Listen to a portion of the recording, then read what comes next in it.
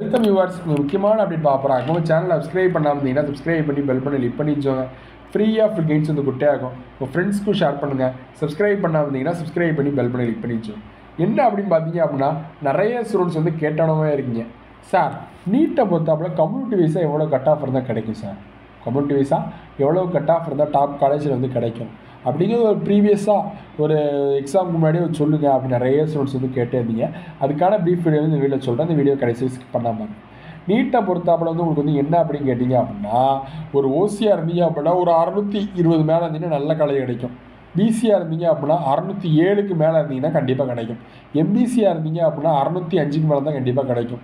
பிசிஎம்மாக இருந்தீங்க அப்படின்னா 598 மேலே இருந்தால் கண்டிப்பாக நல்ல காலேஜ் வந்து கிடைக்கும்.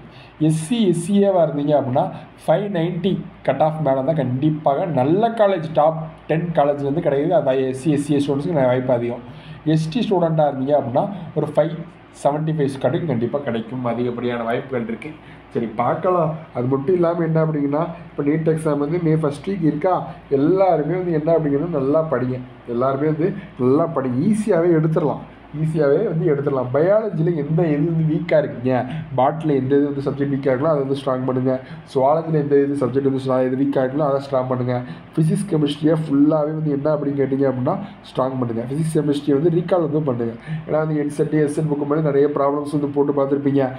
ஃபார்முலாஸுமே நிறைய வந்து இருக்குது. அதுலேயுமே நீங்கள் ஓரளவு வந்து பார்த்துருப்பீங்க. ஈஸியாக தான் இருக்கும். ரிவைஸ், ரீகால் அண்ட் ப்ராக்டிஸ் வந்து இது வந்து ஃபுல்லாகவே வந்து பாருங்கள். ஓஎம்ஆர் வந்து ஓரளவு வந்து எழுதி பாருங்கள். நிறைய பேர் வந்து ஓஎம்ஆர் வந்து நிறைய ஃபில் பண்ண தெரில. நிறைய என்ன சொல்ல ஒரு இதிலே 2 ஆப்ஷன் வந்து ஃபில் பண்ணிடுறாங்க பதட்டத்தில். நல்லா புரிஞ்சவங்க உங்களுக்கு வந்து நீட்டை வந்து ஹாப்பியாக வந்து எழுதுங்க. எக்ஸாம் வந்து ஏன் சொல்லுது அதனால வந்து ஓஎம்ஆர் தான் ரோல் ப்ளே ஆகும்.